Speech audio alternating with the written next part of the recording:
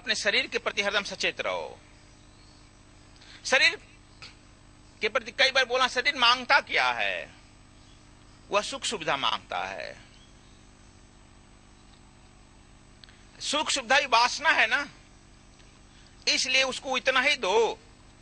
इसमें कठोरता से नियंत्रण करना होगा। इसे इतना ही दो जितना इसे जरूरत हो। इसकी जरूरतें बढ़ सकती है, लगातार बढ़ सकती है, अनंत बढ़ सकती है। मन कभी घटता नहीं है, बढ़ते जाता है। वो छोड़ दो। तुम पेट में देखो, तुम पेट में 2 रोटी खाओ। मैं अपने प्रैक्टिकल बता रहा हूं। मैं सबसे पहले बचपन से 4 रोटी खाता था गिन कर।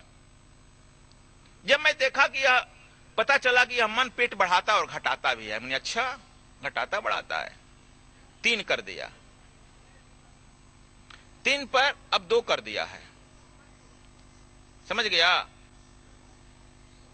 काम वही है। आधा पर आ गए। जो नाश्ता उस्ता लेते थे उसको सबको बहुत लिमिट कर दिया। दूध बहुत लेते थे, खत्म कर दिया। 1 कप लेते हैं अब। रात्रि में भोजन बंद कर दिया। क्या मैं मर गया? यह तुम अपने पेट को जितना बढ़ाएगा, वासना को जितना बढ़ाएगा, वह बढ़ते जाएगा, बढ़ते जाएगा। इसलिए अपने शरीर पर नियंत्रण रखो। इसके लिए जो आवश्यक सुख सुविधा की जरूरत है वही दो, फालतू मत दो। दूसरा, जब शरीर पर नियंत्रण रख लेगा तब अपने विचारों पर नियंत्रण रखो। विचार बहुत उठते हैं, अपने विचारों पर नियंत्रण रखो।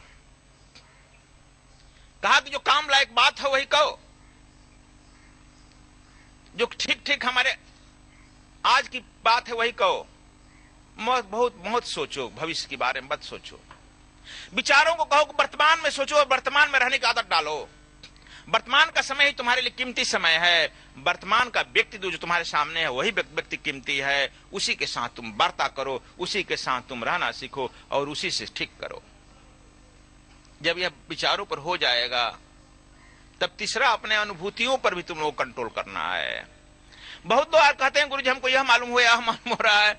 अनुभूतियों को भी केवल साक्षी भाव से देखो। अनुभूतियां ही बहुत श्रेष्ठ नहीं है, सत्य नहीं है।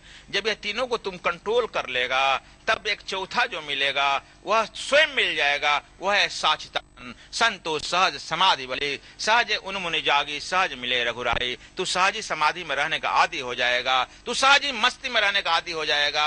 अब तुम्हारा मन मस्त हुआ तब क्या बोले, अब मन मस्त होगा, अब तुम्हारी वाणी मौन हो जाएगी।